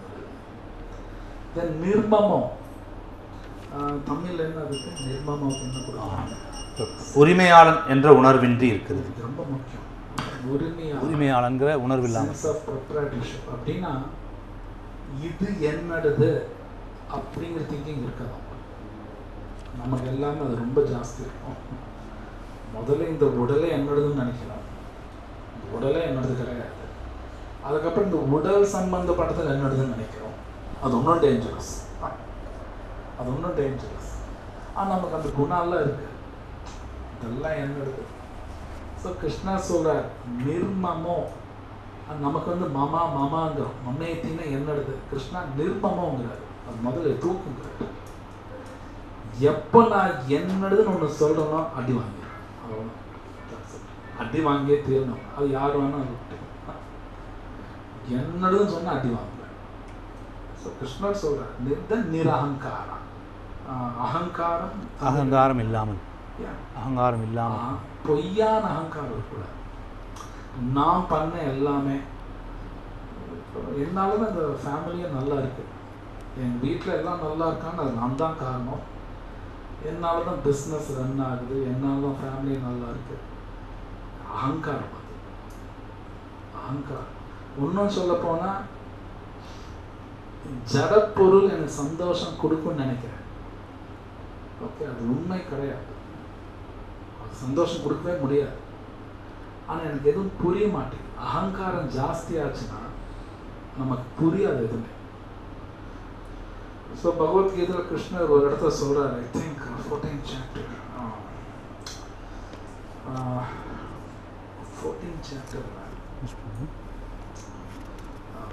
22 to 25. ஓகே, அதில் 24th ஸ்லோகா பாருங்க. சமலோஷ்ண காஞ்சனா இருக்கு. 14th chapter. Okay bro. சம துக்க சுக விஸ்த சமலோஷ்டம காஞ்சன. Yes bro. தமிழ் என்ன? மண்ணையும் கல்லையும் பொன்னையும் சமமாக காண்பவன். கிருஷ்ணர் சொல்கிறார், நம்ம கண்ணுக்கு இது தெரியுதான்னு பார்க்கணும். இப்படி தெரியலனா எனக்கு சந்தோஷம் வராது. கிருஷ்ணர் சொல்கிறார் இந்த வார்த்தை. நம்ம கண்ணுக்கு தங்கமும் மண்ணும் ஒரே மாதிரிலாம் தெரியறதில்ல. ஆனால் இது உண்மை. சரியாக கிருஷ்ணர் சொல்ல புரிஞ்சுக்கிட்டோம்னா ஒரே மாதிரி தெரியுமா? கிருஷ்ணர் சொல்கிறார், இது ரொம்ப கடினம் தான், விளையாட்டெல்லாம் கிடையாது. தங்கமும் ஆர்டினரி மண் இல்லை கல் ஒரே மாதிரி எப்படி தெரியும்? பட் அந்த மாதிரி இருந்திருக்கான். இதெல்லாம் உண்மை. இன்றைக்கி நீங்கள் பிருந்தாவன் போனீங்கன்னா அந்த மாதிரி ஜனங்க இருக்காங்க, இருந்திருக்காங்க. அதெல்லாம் அந்த பாஸ்ட் டைம்ஸ் எல்லாம் இருக்குது. அதெல்லாம் இருந்திருக்காங்க, இல்லாமலாம் கிடையாது. ஏன்னா கிருஷ்ணர் சொல்கிறாருன்னா அது உண்மை. இது சும்மா ஏதோ கட்டுக்கதையெல்லாம் கிடையாது, கட்டுக்கதை கிடையாது. அது நம்ம கண்ணுக்கு அப்படி தெரியல. தங்கம் இருக்குன்னா இந்த தங்கம் என்னை காப்பாற்றுன்னு நினைக்கிறேன். இந்த கோல்டு வேல்யூ ஜாஸ்தி, இது என்னை காப்பாற்றிடும், என் பிரச்சனை தீர்க்குங்கிறேன். அது பொய். ஆனால் நமக்கு அது பொய் மாதிரி ஒன்றும் தெரிய மாட்டேங்குது. இல்லைன்னா கிருஷ்ணன் இந்த மாதிரி பேச மாட்டார், அவர் சொல்கிறாருன்னா கரெக்ட். ஸோ இது மாதிரி நமக்கு நிறையா இருக்குது. மேபி இந்த தங்கம் எனக்கு சந்தோஷம் கொடுக்கும், இல்லை ஒரு பொசிஷன் எனக்கு சந்தோஷம் கொடுக்கும். ஒரு பொசிஷன் எது வேணாலும் இருக்கலாம். இல்லை என் ஹஸ்பண்ட், என் ஒய்ஃப், என் குழந்தைங்க இவங்கெல்லாம் சந்தோஷம் கொடுப்பாங்க, அதுவும் போய் தான் கொடுக்க முடியாது. கிருஷ்ணர் சொல்கிற பகவத்கீதையில் இன்னொரு இடத்துல வரும், சுருத்தம் சர்வ பூதானாம் ஞாத்வாமாம் சாந்தி விருச்சதி. நான் தான் கொடுப்பேன், யாரும் கொடுக்க முடியாது. கிருஷ்ணரே சொல்கிறார், டிக்ளேர் பண்ணுறார். ஆனால் நமக்கு இது புரிய மாட்டேங்குது, காரணம் அகங்காரம் இருக்கு. ஸோ இந்த 71 ஸ்லோகத்தில் நிஸ்பிருஹா, நிர்மமோ, நிரங்காரா, கிருஷ்ணர் தான் எப்படி சொல்கிறார், சசாந்தி அதிகச்சதி. அகங்காரம் இருக்கக்கூடாது. இந்த நிர்மமம், இது என்னதுன்னு நான் சொல்லக்கூடாது, சொல்லுனா தான் சாந்தி கிடைக்கும். கிருஷ்ணர் சொல்கிறார், இது அவ்வளோ ஈஸி இல்லை, பேசுறதுக்கு ஈஸியாக இருக்கலாம், ரொம்ப டஃப் இது. ஆனால் சைத்தன்ய மகாபிரபு சொன்னபடி நாம சொன்னா ஈஸியா. ஹரே கிருஷ்ணா ஹரே கிருஷ்ணா ஹரே கிருஷ்ணா கிருஷ்ண கிருஷ்ணா ஹரே ஹரே, ஹரே ராமா ராம ராமா ஹரே ஹரே. ஸோ இந்த சாந்தி பற்றி கிருஷ்ணா பகவத்கீதை பல இடத்துல பேசியிருக்காரு. முன்னாடி கூட பார்த்தோம், இன்னொரு இடத்துல ஐ திங்க் 45-46 அந்த ஸ்லோகத்திலே இருக்கு, யாருக்கு சாந்தி வரும். தென் ஈவன் போக போகன்னு அந்த வார்த்தை வரும், சாந்தி யாருக்கு வரும், தர்மாத்மாக்கு தான் சாந்தி, யாருக்கும் கிடையாது. ஸ்லோகா இருக்கு, க்ஷிப்ரம் பவதி தர்மாத்மா சஸ்வத் சாந்தி மதிகச்சதி. கிளியராக சொல்ற, தர்மாத்மா அவன் தான் சாந்தி, மற்றவங்களுக்கு கிடையாது. கிளியராக இருக்கு. ஸோ யார் ஒருத்தர் தர்மம் கடைபிடிக்கணும்னு நினைக்கிறாங்களோ உண்மையில கடைபிடிச்சு அவன் சாந்தி வந்துடும், நோ டவுட். நிறைய பேர் என்ன நினைப்பாங்கன்னா, இந்த சாஸ்திரம் கடைபிடிக்கணும் கஷ்டப்படுவாங்கன்னு நினைப்பாங்க. நோ, அது மாயை, அது மாயா. அவங்க தான் சந்தோஷமா இருப்பாங்க, புரியாது. ஏன்னா இவனுக்கு சந்தோஷம் என்னன்னு இவன் கான்செப்டே வேற, இவன் கான்செப்டே வேற. சாஸ்திரம் படித்தாலும் தெரியும் சந்தோஷம் என்னங்க, அது கான்செப்ட் வேற, ஆக்சுவலி வேற. ஸோ இதுதான் வியாசர் பாகவத்தில் முதல் ஸ்லோகத்தில் சொல்றாரு, முஹ்யந்தி யத் சூரையா. தேவர்களுக்கு அந்த கன்ஃபியூஷன் இருக்கு, சாதாரண சயின்ஸ் கிடையாது. நிறைய பேர் ஏன் வேதமோ பகவத்கீதை, எஸ்பெஷலி பகவத்கீதையாகட்டும் ராமாயணமாகட்டும் தப்பா பேசுறான்னா அவனுக்கு அது புரியல. அது புரியணும்னா குருட்ட போய் கேட்கணும், இட்ஸ் பிக் சீக்ரெட். அவனுக்கு புரியல, அதனால கட்டுக்கதைங்கிறான், மூட நம்பிக்கைங்கிறான். ஆனால் நாமளா படித்து புரிஞ்சுக்க முடியாது. இது ஒரு குருட்ட போய் தான் படிக்கணும், டிசிப்ளின் வேணும், எல்லாம் புரியாது. ஸோ கிருஷ்ணா இங்கே டிக்ளேர் பண்ணுறார், நிஸ்பிருஹா, பௌதீக ஆசை இருந்தால் சந்தோஷம் மறந்துட்டார். கிருஷ்ணரே சார் சாந்தியெல்லாம் கிடையாதுட்டார். பௌதீக ஆசை, அஃப்கோர்ஸ் பகவத்கீதை படிக்கணும்னு ஆசைப்படலாம், இல்லை ஒரு பகவான் ஏதோ ஒரு ஸ்ரீரங்கம் போய் பெருமாள் தர்ஷனம் எடுக்கணும்னு ஆசைப்படலாம், தப்பெல்லாம் கிடையாது, தப்பு கிடையாது. தப்பி தவிர கிருஷ்ணா தவிர ஒன்று ஏதாவது கேட்டுட்டேன்னு வைங்க, அட்டி விடும், சாந்தி போயிடும். ஆனால் கிருஷ்ணன் சொல்கிறார். ஸோ இதுதான் ஃபைனல். ஸோ இதில் என்ன பெரிய சீக்ரெட்னா, யார் ஒருத்தர் கிருஷ்ணா மட்டும் வேணும்னு நினைக்கிறாங்களோ அவனுக்கு கிருஷ்ணா எல்லாமே கொடுப்பாங்க. அப்படின்னா யார் எனக்கு எதுவுமே வேண்டாம்னு சொல்றாங்களோ அவங்களுக்கு தான் எல்லாமே கிடைக்கும். இதுதான் பெரிய சீக்ரெட். எனக்கு எதுவும் வேண்டாம்னு சொன்னா எல்லாமே கிடைக்கும். இது பாகவதம் படிக்கும்போது தெரியும். துருவ மகாராஜ் கொடுத்தார், உண்மையில அவனுக்கு எதுவுமே வேண்டாங்கிறார், தூக்கி கொடுத்துட்டார், உலகத்தையே கொடுக்குறார். இங்க மினிஸ்டர் செத்து போயிடலாம். துருவ மகாராஜ் மொத்த யூனிவர்ஸ் கொடுக்குறார். இமேஜின், யூனிவர்ஸ், ஒரு ஊர் இல்லை. இங்கெல்லாம் வீதிக்கு கவுன்சிலரான வெடியெல்லாம் வச்சு கொண்டாடுறான். துருவ மகாராஜுக்கு ஒரு யூனிவர்ஸே கொடுக்குறாரு, வச்சுக்கோ, நீதான் ராஜா. யுதிஷ்டிர் மகாராஜ் இது உண்மை. மகாபாரதத்தில் படிச்சீங்கன்னா வரும். யுத்தமெல்லாம் முடிஞ்சோன்னா மொத்தத்தையும் தான் கொடுத்துட்டாரு. ராஜா ஆகல ஒரு உடனே, எனக்கு எதுவும் வேணான்ட்டார். கிருஷ்ணர் பார்க்குறாரு, இப்பதான் நீ குவாலிஃபைடு, எதுவுமே வேணாங்கிற, நீ தான் ராஜா. அதான் கரெக்ட். எதுவுமே வேண்டாம்னு நினைக்கிறது எல்லாமே கொடுப்பாங்க. இது பகவத்கீதையில கிருஷ்ணர் 9th சாப்டர்ல சொல்றார். அனன்ய சிந்தையந்தோ மாம் கிருஷ்ணன். யார் நினைக்கிறாங்களோ மொத்தத்தையும் நான் கொடுப்பேன். வேணும்னு கேட்டா கொடுக்க மாட்டேன். ஸோ இது பெரிய சைக்காலஜி. வேணும்னு நினைக்கிறவங்க அந்த பொருள் யூஸ் பண்ண தெரியும். பண ஆசை இருக்கிறவனுக்கு பணத்தை யூஸ் பண்ண தெரியும். அவங்க பணம் யூஸ் பண்ண தெரியாது. எது வேண்டாம்னு நினைக்கிறவனுக்கு அவனை யூஸ் பண்ண தெரியும். கரெக்டாக யூஸ் பண்ணுவான். இதுதான் உண்மை. இதுதான் உண்மை. கரெக்டாக எங்கே எவ்வளோ யூஸ் பண்ணணும் தெரியும் அவங்களுக்கு. வேணும்னு நினச்சிட்டாங்க யூஸ் பண்ண தெரியாது. ஆக்சுவலி அங்கே வந்து ஏன்னா செல்ஃபிஷ்னஸ், சுயநலம் வந்து வேணும்னு நினச்சா சுயநலம் வந்து அவன் அந்த பொருள் யூஸ் பண்ண தெரியாது. ஸோ இது பெரிய சீக்ரெட் தான். கிருஷ்ணரே சொல்றார், ராஜவித்யா ராஜகுஹ்யம். இது சீக்ரெட் அர்ஜுனா. பட் இது சொல்றது சுகம் வரும் கிருஷ்ணர் சொல்றார் அந்த ஸ்லோகத்தில். அவரே சொல்றார், செய்ய பிரத்யட்சமா நீ பார்ப்ப, எக்ஸ்பீரியன்ஸ் பண்ணுவ, சுகம் கிடைக்கும் அர்ஜுனாங்கிற. ஸோ இந்த உலகத்தில் எதேதோ நம்புறோம், பகவான் சொல்றது நம்பலாமே. பெஸ்ட் பகவான் சொல்றது நம்புவோம். அதே கிருஷ்ணா சொல்ற, சாண்ட் பண்ணு, just simply chant enough பண்ணலாமே. So last shloka, Esha brahmi sthiti pata nainam prapya vimuhyati stutva simantakarepi brahma nirvanam ricchati. மொழிபெயர்ப்பு: இதுவே ஆன்மீகமான தெய்வீக வாழ்விற்கு வழி. இதனை அடைந்த மனிதன் குழப்பமடைவதில்லை. இந்த நிலையை தனது மரணத் தருவாயில் அடைபவனும் கூட இறைவனின் திருநாட்டிற்குள் நுழைகிறான். பொருளுரை: தெய்வீக வாழ்வான கிருஷ்ண உணர்வினை ஒருவன் ஒரே கணத்திலும் அடையலாம். லட்சக்கணக்கான பிறவிகளுக்கு பின்னும் கூட அடையாமல் இருக்கலாம். உண்மையை அறிந்து ஏற்றுக்கொள்வதை பொறுத்ததே அது. கட்வாங்க மன்னர் தனது மரணத்திற்கு சில வினாடிகளுக்கு முன் கிருஷ்ணரிடம் சரணடைந்ததன் விளைவாக இந்நிலையை அடைந்தார். நிர்வாண என்றால் பௌதீக வாழ்க்கைக்கு முற்றுப்புள்ளி வைப்பதாகும். புத்த மத தத்துவங்களின்படி பௌதீக வாழ்க்கை முடிவுற்ற பின்னர் சூன்யம் மட்டுமே உள்ளது என்கின்றனர். ஆனால் பகவத்கீதையோ வேறு விதமாக கூறுகின்றது. இப்பௌதீக வாழ்க்கை முடிவுற்ற பின்புதான் உண்மையான வாழ்வு தொடங்குகிறது. பௌதீகவாதியை பொறுத்தவரை இந்த பௌதீக வாழ்வை முடித்தாக வேண்டும் என்பதை அறிவது போதுமானதாகும். ஆனால் ஆன்மீகமாக முன்னேற்றம் அடைந்தவருக்கோ இவ்வாழ்விற்கு பின் வேறொரு உயர் வாழ்வு உண்டு. இவ்வாழ்வை முடிக்கும் முன்னையே கூட அதிர்ஷ்டவசமாக ஒருவன் கிருஷ்ண உணர்வை அடைந்துவிட்டால் உடனே அவன் பிரம்ம நிர்வாண நிலையை அடைந்து விடுகிறான். இறைவனின் திருநாட்டிற்கும் அவரது பக்தி தொண்டிற்கும் வேறுபாடு கிடையாது.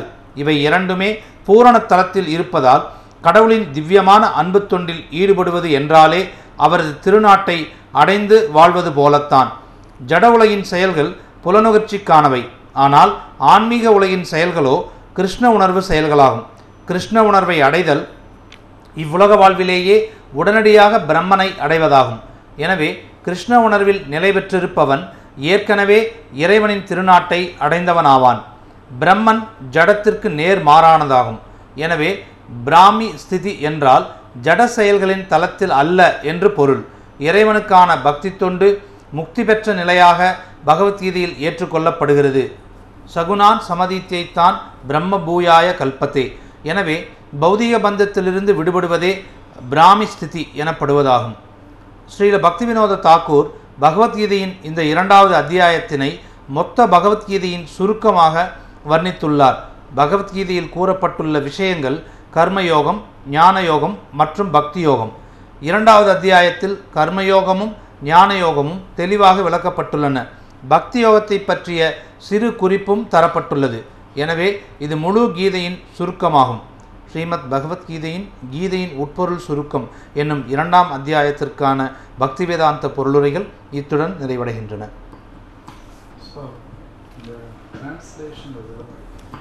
இதுவே ஆன்மீக தெய்வீக வாழ்விற்கு வழி. பாருங்க, ரொம்ப கிருஷ்ணரே சொல்றார். முன்னாடி 2 ஸ்லோகம் ஸ்தித பிரக்னா அர்ஜுனர் கேட்கிறார், பர்ஃபெக்ட் பர்சன் எப்படி இருப்பாங்க, அதுக்கான பதில் தான் இது எல்லாமே கிருஷ்ணா பேசுறார். அந்த 70-71 பார்த்தீங்கன்னா கிருஷ்ணா சாந்தி வேணும்னா என்ன பண்ணணும்னு சொல்லிட்டார். நிர்மமோ நிரங்காரா நிஸ்பிருஹா, பௌதிக ஆசை இருக்கக்கூடாது, இது என்னதுன்னு திங்கிங் வரக்கூடாது, பொய்யான அகங்காரம் இருக்கக்கூடாது. இதுதான் வந்து கிருஷ்ணர் சொல்றார் ஆன்மீக வாழ்க்கைங்கிறார். தமிழ் ஆன்மீகமான தெய்வீக வாழ்வுக்கு வழி. ஆன்மீக வாழ்க்கை அப்படின்னாலே இந்த குணங்கள் இருக்கும். நான் டெய்லி கோயிலுக்கு போறேன் அதனால ஆன்மீகவாதி அப்படிலாம் கிடையாது. நான் கோயிலுக்கு போவேன், அந்த பூஜை பண்ணுவேன், இந்த பூஜை பண்ணுவேன், அதனால ஆன்மீகம். ஆன்மீகம் அப்படின்னாலே ஆத்மாவா வாழ்றது, அதுதான் ஆன்மீகம். நான் ஆத்மா அப்படின்னு நினைச்சு வாழ்றது தான் ஆன்மீகம். தவிர எந்த கோயிலுக்கு போனாலும் போவேன், எல்லாம் போவேன்னா அது ஆன்மீகம் கிடையாது. பகவத்கீதை படிச்சாதான் தெரியும் ஆன்மீகம் என்னன்னு. நாம வந்து நான் உடல் நினைச்சு வாழ்ந்துட்டு இருக்கேன், அது ஆன்மீகம் கிடையாது. அது ஆன்மீகம் கிடையாது.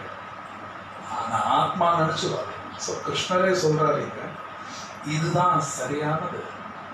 இந்த ஸ்லோகத்தில் ரொம்ப அழகா சொல்றார், ஸ்திதாவாசியம் அந்த காலே அப்படி. ரொம்ப அருமையா, அந்த காலேனா சாகக்கூடிய நேரத்தில். அப்ப புரிஞ்சுட்டா கூட கிருஷ்ணாட்ட போயிடலாம். ஆனா நாம அதை ட்ரை பண்ண முடியாது, அதை நம்மளால முடியாது. அது சில பேர் பண்ணியிருக்காங்க. அந்த எக்ஸாம்பிள் கத்துவாங்க மகாராஜான்னு கொடுத்துருக்காரு, அவர் மட்டும் பண்ணியிருக்காரு. ஆனால் அவர் ஆர்டினரி பர்சன் கிடையாது. பாகவத்தில் ஒரு கதையெல்லாம் வரும். அவரு தான் வந்து இன்னும் கொஞ்ச நேரத்தில் சாக போறோம்னு தெரிஞ்சோன்னே கம்ப்ளீட்டா மனசு பூரா கிருஷ்ணா மேல வச்சுட்டு போயிட்டார். ஏன்னா அவர் ரொம்ப லக்கி, அவருக்கு தெரிஞ்சிருச்சு. நமக்கெல்லாம் தெரியாது, நம்ம கதையில் எப்போ நம்ம உடல் விடுவோம் தெரியாது. ஆனால் கத்வான் மகாராஜுக்கு தெரிஞ்சிருச்சு, ஏன்னா ரொம்ப ஹை கிளாஸ் பர்சன். ஸோ அவர் டைம் தெரிஞ்சோன்னே எல்லாத்தையும் விட்டுட்டு அப்படியே கிருஷ்ணன் நினச்சிட்டு உடல் விட்டார். ஸோ கிருஷ்ணர் இங்கே சொல்ற புரிஞ்சுக்கிட்டு அந்த நேரத்தில் புரிஞ்சா கூட போயிடலாம். பட் அது அவ்வளோ ஈஸி கிடையாது. ஆனால் என்ன ஒரு விஷயம்னா, ஒருத்தர் உடம்பு நல்லா இருக்கும் போதே இதெல்லாம் ஃபாலோ பண்ண மெயின். உடம்பு நல்லா இருக்கும்போது, அப்போ ஒருவேளை அவங்க மரண நேரத்தில் உடல் நல்லாலையும் மெயின். அதுதான் மோஸ்ட்லி நடக்கும். மரணம் வரும்போது உடல் நல்லா இருக்கு, மனசெல்லாம் ஒரு மாதிரி இருக்கு, ரொம்ப டிஸ்டர்பன்ஸ் வரும். கிருஷ்ணர் என்ன பண்ணுவாராம், அவர் வந்து ஞாபகப்படுத்திடுவார், ஞாபகப்படுத்தி கூட்டிட்டு போயிடுவார். நினச்சிக்கோ, அது யாருக்கு நடக்குன்னா முன்னாடியே ப்ராக்டிஸ் பண்ணும்போது தான். கடைசி நேரத்தில் பார்த்துடலாம். சரி, சில பேர் இருப்பாங்க லாஸ்ட் 2 நாள்ல படிச்சு நம்ம எக்ஸாம் பாஸ் பண்ணிடலாம். அதெல்லாம் முடியாது, அதெல்லாம் முடியாது. 2 நாள்ல படிச்சு நான் ஸ்டேட் ஃபர்ஸ்ட் வருவேன், அதெல்லாம் முடியாது.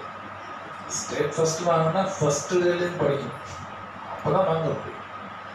உடல் நல்லா இருக்கும் போதே இதெல்லாம் நல்லா படிச்சு ஃபாலோ பண்ணலாம்.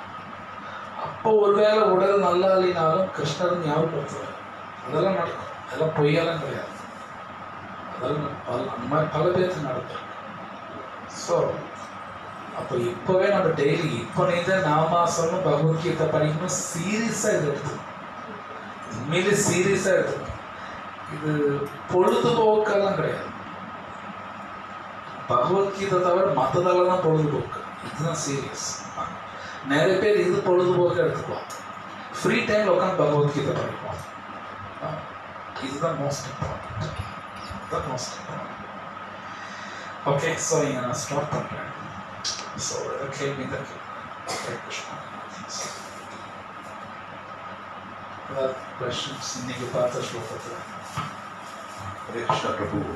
70யோட பர்பத்தில் பிரபுபாத பிரபு முக்தி அடையணுங்கிற ஆசை கூட இருக்காது பக்தர்கள்ட்ட அப்படின்னு. எஸ், முக்தி அடையணுங்கிற ஆசை கூடாது, கூடாது இல்லை, டிவோட்டி அது கூட வேணாம்னு சொல்லுவாங்க. வேணும்னு கேட்க மாட்டாங்க, அவங்களுக்குமே அமைதி வராது அப்படின்னு சொல்லுவாங்க. ஆனால் முக்தி அடையணுங்கிறது நல்ல ஆசை. நீங்கள் சிக்ஷாஷ்டகம் படிச்சீங்கன்னா ஒரு ஸ்லோகத்தில் கூட முக்தி பற்றி வராது, ஒரு ஸ்லோகத்துல வராது. மம ஜென்மனி ஜென்மனீஸ்வரி அப்படிதான். ஸோ டிவோட்டி வந்து முக்தி வேணும்னு நினைக்க மாட்டாங்க. ரீசன் முக்தி அடைஞ்சாச்சு, அதனால வேணும்னு கேட்க மாட்டாங்க. அதுதான் பிரபுபா இந்த லாஸ்ட் பொருள் இருந்தது. பியூர் டிவோட்டி வந்து ஆக்சுவலி அது வைகுண்டம் பார்க்கறதுக்கு இங்கே இருந்தாலும் அவன் வைகுண்டத்துக்கு வரல. அவன் முக்தி நார்மல் பீப்புள் அவன் முக்தி அடைய விரும்புகிறான்னு அது ஒரு நல்ல விஷயம் தான். Maybe nothing wrong, but pure devotee அதுவும் கேட்க மாட்டான். அது கூட கேட்கறது நினச்சிட்டு இருந்தா போதும். பார்க்கலாம், நாரத முனி அந்த மாதிரி கேட்ட மாதிரி எங்கேயுமே, பிரகலாதம் கேட்ட மாதிரி இல்லை. ஈவன் பாண்டவா சைத்தன்ய மகாபிரபு அந்த மாதிரி பாடல. ஸோ அது கூட ஒரு சார்ட் ஆஃப் ஒரு ஆசை, அது கூட கேட்கலாம். வேற கொஷன்ஸ்? இந்த உடல் ஐம்புலன் ப்ளஸ் மனம் புத்தி அகங்காரம்னு சொன்னீங்க. அகங்காரமும் கடவுளே கொடுத்ததான் உடலால். இந்த உடல் அகங்காரம் ரெண்டு இருக்கு. ஆக்சுவலி ரியல் அகங்காரம் இருக்கு, பொய்யான அகங்காரம். இப்போ நமக்கு இருக்கிறது பொய்யான அகங்காரம், நமக்கு இருக்கிறது உண்மையான அகங்காரம் கிடையாது.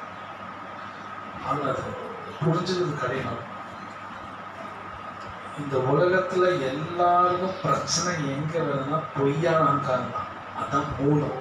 அதனால எல்லாம் பிரச்சனையும் அது போனோம்னா சீரியஸா சாண்டிங் பண்ணி படிக்கும். அதனாலதான் அகங்காரனாலதான் பிரச்சனை வந்தானா உடல் அதனாலதான் ஆனது அப்படின்னு சொல்ல கடவுளை கொடுக்குறாரு. ஏன்னா நான் தான் கேட்கிறேன், நான் தான் கேட்கிறேன். அவர் கொடுத்துட்டு மறுபடியும் சொல்ற டேஞ்சர் இருக்கு. கேட்கறது கொடுக்குறேன், பட் டேஞ்சர். கிருஷ்ணர் வார்னிங் கொடுக்குறேன், அப்போ நான் கேட்கணும். ஸோ நான் தான் ரெஸ்பான்சிபிள். ரியல் அகங்காரம் போது அவங்க புரிஞ்சுக்குவாங்க, நான் வந்து இந்த உடலே கிடையாது, ஆத்மா கிருஷ்ணரோட சேவகன்னு உணர்வாங்க. ரியல். அது வரைக்கும் ரொம்ப சந்தோஷமா இருக்கும். அது இப்போ நமக்கு எல்லாம் தியரி தான், ஆனால் அதுதான் உண்மை. ஒரு பொய்யான அகங்காரம் இருந்து அட்டி வாங்கிட்டு தான் இருக்கும். தப்பிக்காத முடியாது. பல தடவை கேட்டுருக்கலாம் கிளாஸ்ல, இந்த உலகம் நம்ம நினைக்கிற மாதிரி இல்லை, பகவானோட லா பிரகாரம் தான் எல்லாமே நடக்குது. நம்ம கண்ணுக்கு அப்படி தெரியாது, ஆனால் தான் உண்மை. எல்லாமே கிருஷ்ணரோட லாஸ், சட்டம். அவர் சட்டம் தந்தாலும் எல்லாமே நடக்கும். அது புரிஞ்சுன்னா பகவத்கீதை படிக்கும். ஆனால் அதுதான் உண்மை. ஜஸ்ட் லைக் தட் எதுவும் நடக்காது. இந்த உலகத்தில் எது நடந்தாலும் சரி கிருஷ்ணா சாங்ஷன் பண்ண நடக்காது. அதுக்கு ஒரு காரணம் கூட இருக்கும், புரியாது. அதுக்கு ஒரு காரணம் இருக்கும். அது நம்ம பகவத்கீதை படிச்சுட்டு கடைபிடிக்கும் போது தான் புரியும். நல்லது நடக்குதா கெடுதல் நடக்குதான்னு அப்பதான் புரியும். அது வரைக்கும் புரியாது, எல்லாம் ரிவர்ஸில் புரியும். அது சாண்டிங் பண்ணலாம்.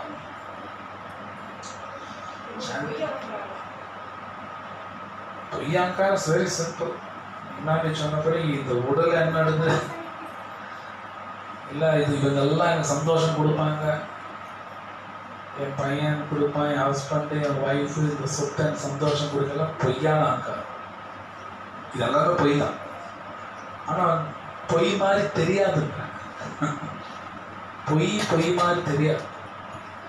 ஸோ பகவான் அனுகிரகம் இருந்தால் தான் அந்த அறிவு கிடைக்கும். அந்த அறிவு என்னன்னு சொல்கிறாங்கன்னா, போன சண்டை கூட பார்த்த அந்த ஸ்லோகா, அந்த அறிவை வந்து சூரியன் ஒளியோடு ஒப்பிடுறான். சூரியன் ஒளி இருந்தால் அது மாதிரி நம்ம கண்ணுக்கு தெரியும். வெளிச்சத்தில் எல்லாமே கிளியர் இருக்கும். வெளிச்சத்தில் தூண் மாதிரி தெரியுது, ஃபோன், மைக். வெளிச்சம் வைங்க, இதை நான் பாம்புன்னு நினைக்கிறேன், எப்படி இவ்வளோ நீளமாக இருக்கு வாய்ப்பு. ஸோ என்ன சொல்ல வராங்கன்னா, அறிவு இல்லைன்னா தப்பானதெல்லாம் சரின்னு நினைப்பேன், சரியெல்லாம் தப்புன்னு நினைப்பேன். அதனால தான் பகவத்கீதை படிக்கலைன்னா நாம் ஏமாறுவோம். இவ்வளோ நிறைய பேர் சொல்லுவாங்க, கஷ்டப்படுறேன்னா பகவத்கீதை படிக்கலாம், கஷ்டப்பட்டு தான் ஆகணும். நோ டவுட் அபவுட் இட், சந்தேகம் கிடையாது. பகவத்கீதை படிக்காம அவங்க எத்தனாயிரம் கோயில் போட்டும் பூஜைகள் பண்ணிட்டோம், சந்தோஷம் கிடைக்காது. இம்பாசிபிள், முடியவே முடியாது. யாராவது வரும்னு சொன்னா ஏமாத்துறாங்க. என்ன பண்ணா கிடைக்காது. இந்த அறிவு இருந்தா தான் தப்பிப்பாங்க. ஸோ வேற கொஸ்டின்ஸ்?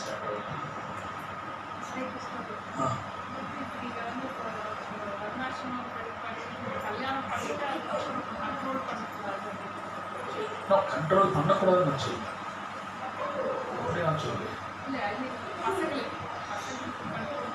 கண்ட்ரோல் பண்ண முடியாது, வேற விஷயம். See, controlling by love இருக்கலாம். நான் சொல்ல தெரியும், ஃபிசிக்கலா ஃபோர்ஸாக பண்ண முடியாது. கண்ட்ரோலிங் பை லவ் அது பண்ணலாம், தப்பு.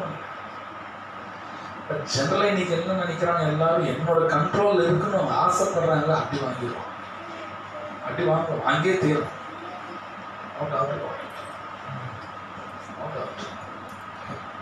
பட் கண்ட்ரோலிங் பை லவ் வேறு. அது வந்து டிவோஷன் பண்ணால் தான் பண்ண முடியும். கிருஷ்ணாட்ட டிவோஷன் பண்ணால் தான் கண்ட்ரோலிங் பை லவ். லைக் கிருஷ்ணரே பாண்டவாஸ் அப்படிதான் பண்ணார். பாண்டவாசே கிருஷ்ணரை வந்து கண்ட்ரோல் பண்ணான். நீங்க பாகவத் படிச்சீங்கன்னா ஈவன் சைத்தன்ய சரித்தாமிர்தத்தில் வருது, சைத்தன்ய மகாபிரபு வந்து இஸ் கண்ட்ரோல் பை லவ். அவர் எங்கேயாவது போகணுன்னா எனக்கு பர்மிஷன் கொடுங்க. பகவான் அவர், நான் விருந்தாவன் போகணும்னு நினைக்கிறேன், பர்மிஷன் கூட பகவானே சொல்றாரு. அவங்க இதுக்கு ஒரு 4 மாதம் இருந்துட்டு போங்க, சரி இருப்பார். 4 மாதம் வரைக்கும் போகலான்னு பர்மிஷன் கொடு. அப்போ அவங்க சொல்றாங்க, நீங்க பகவான் நீங்க நினைச்சா போகலாம், இருந்தாலும் கேட்குறீங்க. So love by control, sorry control by love தான் கரெக்ட். வேற ஜெனரல் கொஸ்டின்ஸ்? ஸ்லோகா சம்பந்தப்பட்ட நாலேஜ் மீன்ஸ் பகவத்கீதை நாலேஜ் பொறுத்து அமைதி வேணுங்கிறது இல்லை எந்த மாதிரி நாலேஜ் பொறுத்து? பகவத்கீதா நாலேஜ் இல்லாமல் அமைதியாக கிடைக்காது. இம்பாசிபிள். ஸோ மாதிரி நாலேஜ்னா கிருஷ்ணர் ரொம்ப அழகாக டிஃபைன் பண்ணுறார். நாலேஜ்னு என்ன டிஃபைன் பண்ணுறார் நிறைய ஸ்லோகாஸ். க்ஷேத்ரா க்ஷேத்ரஜ்னோ ஞானம் வியக்த ஞானம் மதமமா. உடலுக்குள்ள இருக்கிறவன் ரெண்டுமே தெரியும். உடல்னா இந்த உடல் மட்டும் இல்லை, ஈவன் திஸ் வேர்ல்ட், இது பாடி தான். இந்த யூனிவர்ஸும் ஒரு பாடி. இந்த யூனிவர்ஸுக்குள்ள விஷ்ணு இருக்காரு. ஸோ அதுவும் தெரிஞ்சுக்கணும், விஷ்ணுவும் தெரிஞ்சுக்கணும். அதுதான் நாலேஜ். நம்ம ஸ்கூலில் படிக்கிறதெல்லாம் அவித்யா வரும், வித்யா வரும். அது அவித்யா. நிறைய பேர் அவித்யா தெரிஞ்சுக்கனாலும் சந்தோஷம் நினைக்கிறாங்க. வித்யாவும் தெரிஞ்சுக்கணும், அவித்யாவும் தெரிஞ்சுக்கணும், அப்பதான் வரும். வெறும் அவித்யா தெரிஞ்சுக்கிட்டாங்கன்னா வாழ்க்கையில விஷம் தான் இருக்கும். அவித்யா விஷமேவா, ஏவானா பொன்னி, விஷம் தான் கிடைக்கும், இது கிடைக்காது. வித்யாயாம் அமிர்தம் அஷ்ணுதே அப்படிங்கிற உண்மையிலே வித்யா கிடைச்சா அமிர்தம் கிடைக்கும். ஈஸ்வரபனிஷத்துக்கு இருக்கு. So this is real knowledge. So there are questions.